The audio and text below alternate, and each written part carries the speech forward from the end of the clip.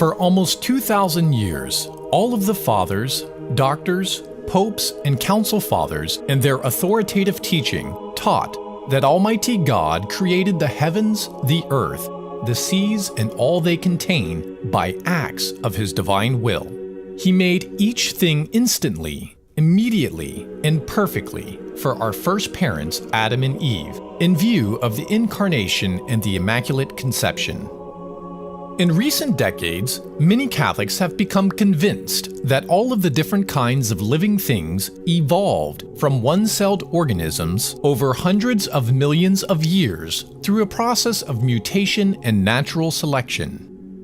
According to leading Catholic theistic evolutionist Ken Miller, God merely set the evolutionary process in motion 13.7 billion years ago. Others, like astronomer Father George Coyne at the Vatican Observatory, have gone so far as to say that God did not know what would result from this evolutionary process. However, all of them would agree with Teilhard de Chardin that there never was a time at the beginning of creation when God created all of the different kinds of creatures, including the first human beings, to make a complete and harmonious universe for man by acts of His divine will. To evaluate the plausibility of theistic evolution, it may be helpful to make an analogy to a robotic automobile factory. At Charles Darwin Manufacturing Company, engineer Huxley programs robots to assemble automobiles on an assembly line. His team of engineers wants to begin producing airplanes, and they have a complete engineering plan describing the complete assembly of the plane with all of its components.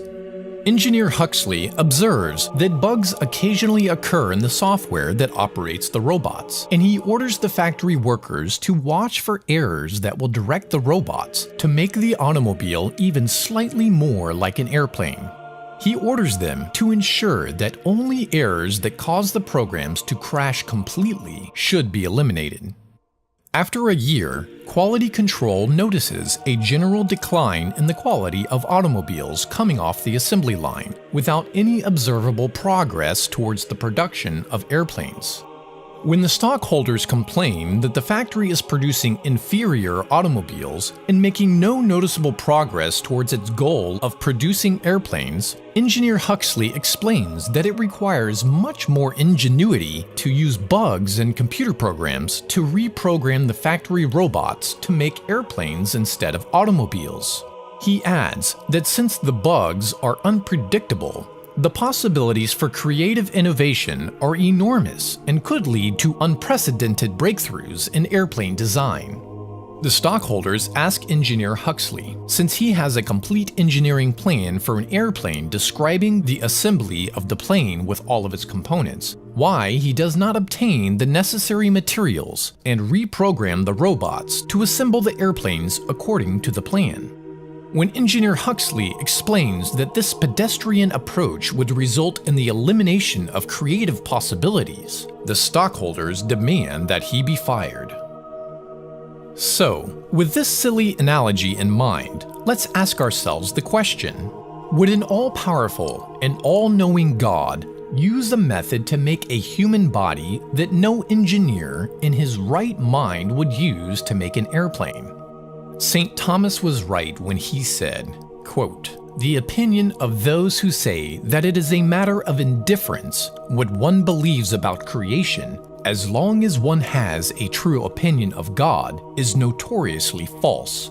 For a false opinion about creation is reflected in a false opinion of God." To believe and teach that God used a way of creating that is less than perfectly wise is to deny God's perfect wisdom. professing themselves to be wise, they became fools, who changed the truth of God into a lie, and worshipped and served the creature rather than the Creator.